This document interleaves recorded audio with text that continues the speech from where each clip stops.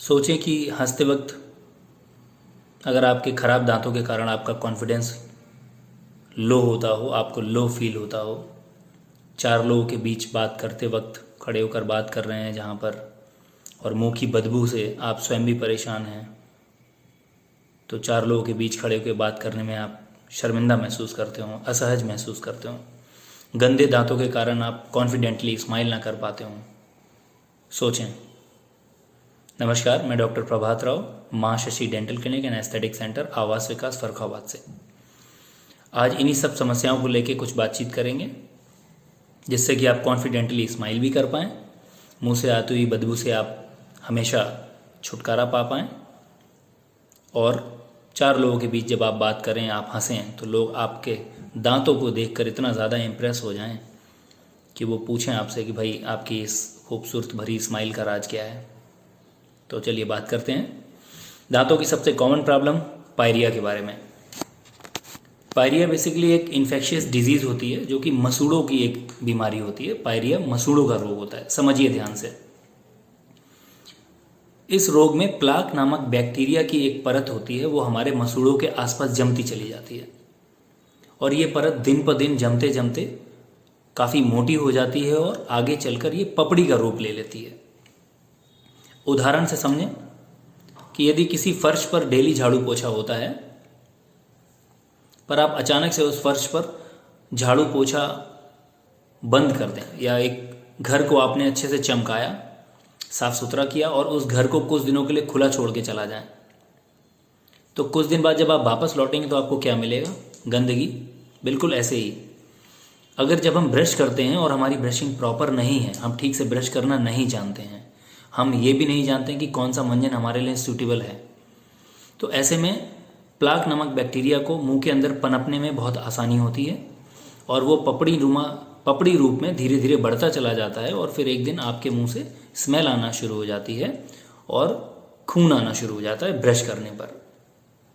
ये पायरिया के सबसे एक विशेष और कॉमन लक्षण हैं, इनको बहुत ही ध्यान से समझिए। तो जब भी आपके मुंह से स्मेल आना शुरू हो जाए और ब्रश करते वक्त खून आना शुरू हो जाए, तो आपको क्लियर कट ये बात समझ लीजिए कि आपको पायरिया की बीमारी हो चुकी है, आपके मसूड़ों में पायरिया का रोग लग चुका है। अब पायरिया के रोग को लेकर तरह तरह की भ्रांतियां हमारे समाज में हैं कि बहुत से ऐसे आयुर्वेदिक प्रोडक्ट हैं या कोई विशेष प्रकार की पत्तियां हैं, कुछ विशेष प्रकार की हर्ब्स हैं कि अगर हम उनका इस्तेमाल करें तो हमें पायरिया का रोग नहीं होगा। पर जब रोग हो चुका है और तब उनका इस्तेमाल करेंगे तो क्या होगा? पायरिया के रोग में मैं कुछ आपको दिखाना चाहूँगा एग्जाम्पल के तौर पे। देखिए, दांतों और मसूड़ों के इस जंक्शन पर, जहाँ पर मसूड़े और दांत जुड़ रहे हैं, इन हिस्सों पर गंदगी जमा होना स्टार्ट होती है। पपड़ी पीली चिपचिपी परत बनना शुरू होती है, और उस चिपचिपी परत पर जब भी आप खाना खाएंगे, कुछ पिएंगे, कोल्ड ड्रिंक, चाय, coffee, biscuit, what ever you have, तो एक लेयर धीरे धीरे डे बाय डे डिपॉजिट होना शुरू होगी, और जो पहली पतली परत थी वो धीरे धीरे मोटी होना शुरू हो जाएगी। और एक तरफ आपकी इम्प्रॉपर ब्रशिंग है कि आप ठीक से ब्रश भी नहीं करते हैं, हड़बड़ी में ब्रश कर रहे हैं, 2 बार ब्रश भी नहीं करते हैं, तो धीरे धीरे ये जो आपके मसूड़े हैं, इन हिस्सों पर लाल होना शुरू हो जाएंगे, रेडिश होना शुरू हो जाएंगे, बहुत ज़्यादा लाल मसूड़े हो जाएंगे, छूने में दर्द होगा, कुछ भी आप गर्म या ठंडा लेंगे तो आपको बहुत ज़्यादा संवेदना महसूस होगी। पायरिया का एक ये भी कॉमन लक्षण है, ठंडा गर्म पानी बहुत ज़्यादा लगना शुरू होता है। उसका कारण इन्फ्लामेशन ऑफ गम, मसूड़ों के संक्रमण के कारण, और वो होता क्यों है? प्लाक बैक्टीरिया की वजह से। अब दिन पे दिन ये स्थिति बिगड़ती जाएगी, खराब होती जाएगी, और आप हर वो देसी नुस्खा ट्राई करेंगे जिससे ये ठीक हो जाए, पर उस देसी नुस्खे से दांतों पर जमी हुई वो चिपचिपी परत अपने आप नहीं हटेगी, उसको आपको क्लीन कराना पड़ेगा, और ऐसे में आपको आपके दंत चिकित्सक से संपर्क करना पड़ेगा। पायरिया को लेकर किसी भी प्रकार की भ्रांति में ना फंसें। पायरिया एक बहुत ही कॉमन और बेसिक प्रॉब्लम है डेंटिस्ट्री में, स्पेशली डेंटल फील्ड में, जिसको बहुत लोग हल्के में लेते हैं, पर ये प्रॉब्लम आगे चल के बहुत ज़्यादा सीवियर हो जाती है। तो अगर पायरिया प्राथमिक फर्स्ट ग्रेड का पायरिया है, तो आपको क्लीनिंग करानी है, चाहे कुछ भी हो, आपको हर 6 महीने पर 2 बार क्लीनिंग करानी है। अब यहाँ आप देखेंगे पेरियोडोंटाइटिस, पायरिया जो कि मसूड़ों तक सीमित था, या पायरिया में मौजूद जो कीटाणु थे जो मसूड़ों तक सीमित थे, वो मसूड़ों से होते हुए जब दांत के सपोर्टिंग स्ट्रक्चर में नीचे हड्डी से और आसपास के जो लिगामेंट्स हैं जिससे दांत हड्डी में रुका रहता है, वहां तक यदि पहुंचने लगेंगे तो उस रोग को हम बोलते हैं पेरियोडोंटाइटिस। पेरियोडोंटाइटिस मतलब पायरिया रोग जो है अब वो दांत की सपोर्टिंग बोन में या उस हड्डी तक पहुंचने लगा है, इसीलिए हमने इसको नाम दिया पेरियोडोंटाइटिस। तो स्टेज 1 का पेरियोडोंटाइटिस है, आप देख सकते हैं दांत और मसूड़े के बीच में 1 से 2 मिलीमीटर तक का गैप आना शुरू हो जाएगा। स्टेज 2 में यही गैप आपका 2 से 4 मिलीमीटर तक बढ़ चुका होगा और दांत की भी क्षति हो रही है और मसूड़े भी गल रहे हैं। और पेरियोडोंटाइटिस की तीसरी स्टेज में ये जो पॉकेट्स बनते हैं या जो दांत और मसूड़े के बीच की जो जगह बढ़ती है, इसको हम पॉकेट बोलते हैं, ये 7 मिलीमीटर तक नोटिस किए गए हैं या कभी कभी उससे भी ज़्यादा। तो ऐसे में आप देखेंगे कि यदि कोई इन्फेक्शन यहाँ है और वो यहाँ तक पहुँच गया है तो वो ऑलमोस्ट दांत के जड़ तक पहुँच रहा है और दांत का हड्डी के साथ जो सपोर्ट है उसको लूज कर रहा है। और ऐसे में मरीज को दांत हिलता हुआ महसूस होता है और बहुत से हमारे पेशेंट्स हैं, भाई बंधु हैं जिनको जानकारी नहीं है, वो स्वयं अपने दांतों को हिला हिला कर नुकसान पहुंचाते हैं और एक समय बाद हिला हिला कर उखाड़ ही देते हैं। क्योंकि जब भी पेरियोडोंटाइटिस 3rd स्टेज पर होगा तो आपके गम्स में और सराउंडिंग टिश्यूज में सेंसिटिविटी समाप्त हो चुकी होगी, संवेदना महसूस कराने वाला जो लक्षण है हमारे मसूड़ों का और अंदर हड्डी का वो खत्म हो जाता है। तो मरीज अपने दांत को खुद ही हिला हिला के उखाड़ लेता है। तो क्या आप चाहेंगे आपके दांत अपने आप ही हिल हिल के उखड़ना शुरू हो जाए? नहीं चाहेंगे। तो बेहतर है कि पायरिया को शुरुआत में ही क्लीन कराते रहें। अब होगा क्या, आपने बोला कि मैंने एक बार क्लीनिंग करा ली, अब मुझे लाइफ में कभी क्लीनिंग कराने की ज़रूरत नहीं होगी। तो एक उदाहरण से समझें, अगर आपके पास कोई गाड़ी है और आप उसे इस्तेमाल कर रहे हैं तो क्या लाइफ में एक ही बार उसकी सर्विस कराएंगे? जब भी उसे इस्तेमाल करेंगे कुछ ना कुछ समय बाद उसके पुर्जों की सर्विस करानी पड़ेगी। बिल्कुल वैसे ही आपको साल में 2 बार डेंटल क्लीनिंग करानी है, चाहे आपको पायरिया हो चाहे ना हो। इससे 2 फायदे होंगे। जब भी आप अपने डेंटल सर्जन के पास जाएंगे तो वो मुंह के भीतर मौजूद किसी भी अन्य बीमारी को भी आपको समय रहते जानकारी दे देंगे, और अगर आपको पायरिया है तो आप सफाई भी कराएंगे तो आपको सफाई पायरिया से भी निजात मिल जाएगा और आपको दांत हमेशा स्वस्थ बने रहेंगे, दांत और मसूड़े स्वस्थ रहेंगे, मुंह से बदबू नहीं आएगी, ब्रश करने पे खून नहीं आएगा। और एक और कॉमन इन्फॉर्मेशन, बहुत ही मतलब crucial information that I want to give you all, हर 2 महीने पर अपना ब्रश जरूर चेंज कर दीजिए। क्योंकि आप कितना भी अच्छा मंजन इस्तेमाल करें पर जब ब्रश कर रहे हैं, मान लीजिए आपको पायरिया है और आपने क्लीनिंग तो करा ली जाके, पर ब्रश आपने वही इस्तेमाल करना शुरू कर दिया तो उस ब्रश में भी वो बैक्टीरिया हैं, वो दोबारा पनपने लगेंगे मुंह के अंदर। तो आपकी जो सफाई है वो लंबे समय तक मेंटेन नहीं रहेगी और आप फिर से पायरिया से इन्फेक्टेड हो जाएंगे। तो इसीलिए समय समय पर साल में 2 बार डेंटल चेकअप कराएं, साल में 2 बार डेंटल क्लीनिंग कराएं, मुंह के अंदर बदबू आए ना आए, क्लीनिंग ज़रूर कराएं। इससे आप पायरिया से होने से बचेंगे। ये प्रिवेंटिव ट्रीटमेंट्स हैं, मेंटेनेंस है ये। अगर आप मेंटेनेंस रखेंगे तो दांत अच्छे चलेंगे। अब हम आते हैं दूसरी बात पे, दांतों में कीड़ा लगना। दांतों को सड़ाने के लिए कोई भी कीड़ा बाहर से नहीं आता है, सब हमारी मुंह की लार में पाए जाते हैं।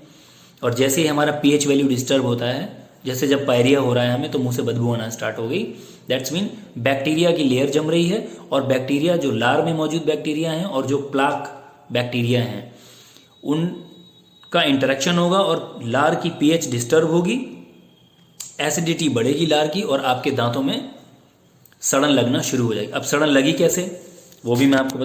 तो हम जब भी कुछ मीठा खाते हैं या हमने कोई भी भोजन खाया, कार्बोहाइड्रेट है, शुगर है, तो लार में मौजूद कीटाणु उस खाद्य पदार्थ को एसिड में कन्वर्ट करते हैं। और जब वो एसिड में कन्वर्ट करते हैं तो लार की पीएच वैल्यू डिस्टर्ब हो जाती है। इसकी वजह से दांत जो हमारा कैल्शियम का बना है, डीमिनरलाइजेशन का प्रोसेस स्टार्ट होता है, बोले तो डी कैल्सिफिकेशन, मतलब दांत से कैल्शियम का क्षरण होना शुरू हो जाता है। और होता क्यों है वो? लार में एसिडिटी की वजह से, लार का नेचर या लार की जो प्रकृति है वो चेंज हो रही है, इस कारण से दांतों पर एसिड का इफेक्ट आ रहा है और इनेमल में मौजूद कैल्शियम धीरे धीरे शेड ऑफ होना स्टार्ट हो जाता है, वहां से हटना शुरू हो जाता है।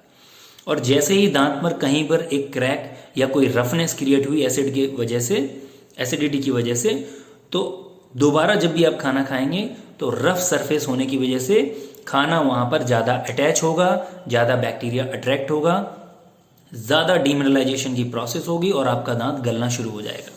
फोटो में देख, इस चार्ट के माध्यम से समझें आप। लार में मौजूद बैक्टीरियाज ने खाने के कण को एसिड में कन्वर्ट करना स्टार्ट किया, इसकी वजह से यहाँ पर डीमिनरलाइजेशन का प्रोसेस स्टार्ट हो गया। डीमिनरलाइजेशन किसका हो रहा है? कैल्शियम का। अब होगा क्या कि शुरुआती तौर पे आपके दांत में बिल्कुल छोटा सा स्पॉट दिखाई पड़ेगा, बिल्कुल टाइनी, ठीक है। वो आप मुंह खोलें कभी ऑब्जर्व करें तो आप देख पाएंगे कि आपके दांत में सेंट्रल पोर्शन पे दांत के आपको काले धब्बे दिखाई पड़ना स्टार्ट करेंगे। ये आपके सड़न की शुरुआती स्टेज होती है। सड़न की शुरुआती स्टेज है। इस अवस्था पर चाहे आप इस हिस्से पर कितने भी ब्रश रगड़ें, कितने भी अच्छे अच्छे मंजन करें, एक बार दांत पर सड़न लगी है तो उसको रिवर्स नहीं किया जा सकता। तो ये स्टेज 1 की सड़न होगी, शुरुआत हुई है। अब यदि आप सिंसियर पेशेंट हैं या एक सिंसियर पर्सन हैं और मेंटेनेंस पर ध्यान देते हैं तो साल में 2 बार क्लीनिंग कराने तो जाएंगे ही। तो सपोज दैट ये आपका वो 6वां महीना है जब आपको क्लीनिंग कराने जाना है, पर आप इस बात से भी अनभिज्ञ हैं कि आपके दांत पे कीड़ा लग चुका है। तो जब आप अपने डॉक्टर के पास जाएंगे तो आपका डॉक्टर क्लीनिंग तो करेगा ही करेगा, क्योंकि वो एक मेंटेनेंस वाला पार्ट है, पर वो जब आपका मुंह खोल के एक पूरा ओवरऑल चेकअप करेंगे ओरल कैविटी में सारे दांतों का, तो वो आपको बताएंगे कि सर आपके किन किन दांतों पर सड़न लगना स्टार्ट हो गई है।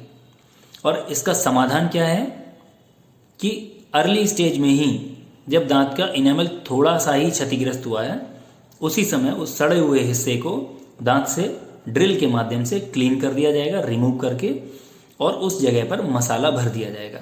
कोई भी मसाला जो आपके दांत के लिए कंपैटिबल होगा, whether it is tooth coloured filling और अमलगम जैसे बोलते हैं, चांदी भर वाली, या और भी अन्य प्रकार के फिलिंग्स आते हैं, तो वो आप करवा सकते हैं।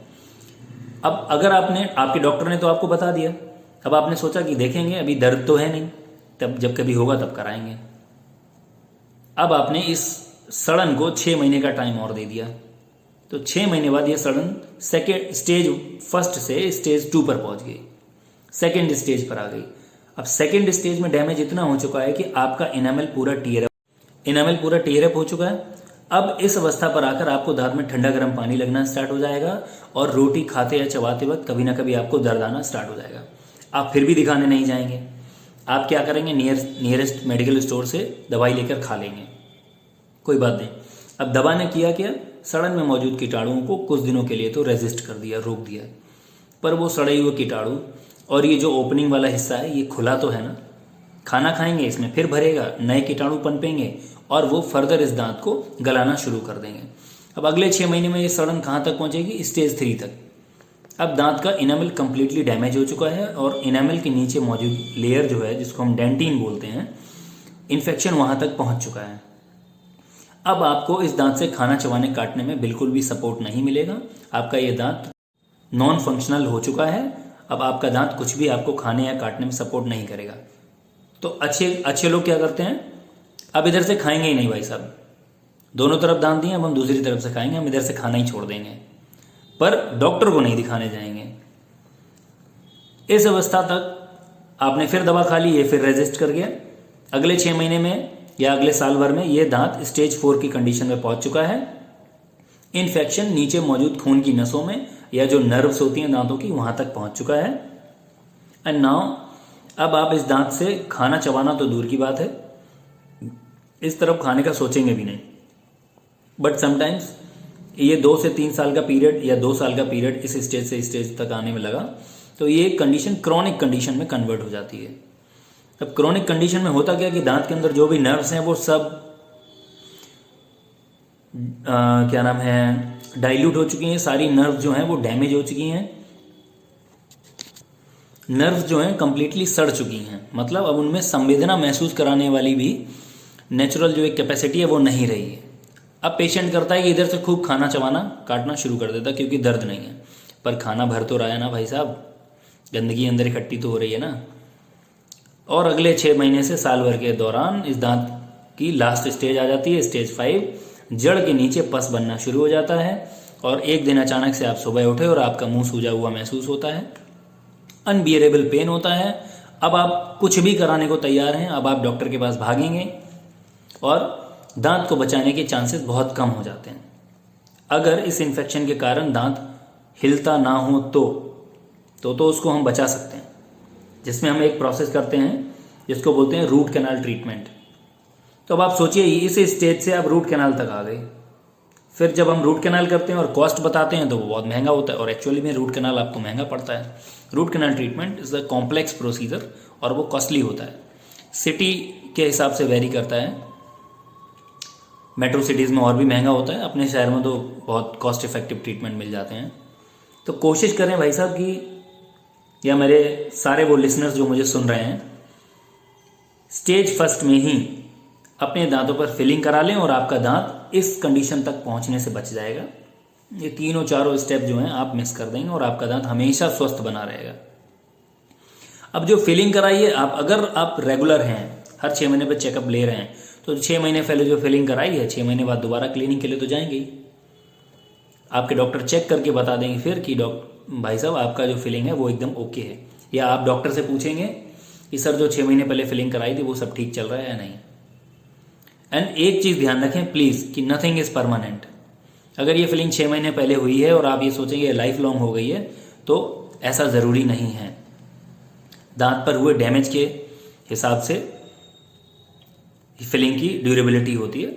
हालांकि हर डॉक्टर अपनी अच्छी नीयत के साथ आपका इलाज करता है और ये कोशिश करते हैं हम लोग कि आपकी फिलिंग जो है लॉन्ग लास्टिंग चले, लंबे स्तर तक चले। पर हमें नहीं पता कि आपका फूड हैबिट क्या है, आपकी लाइफस्टाइल क्या है, इसलिए we try to deliver our best treatment to everyone, but हमें नहीं पता कि आप क्या करते हैं। सो होपफुली इन 2 समस्याओं के बारे में जो भी मैंने जानकारी दी है, मैं उम्मीद करता हूं कि मैं आपको एक सेटिस्फैक्टरी जानकारी दे पाया हूं। अधिक जानकारी के लिए नीचे दिए गए नंबरों पर संपर्क करें। नमस्कार, धन्यवाद।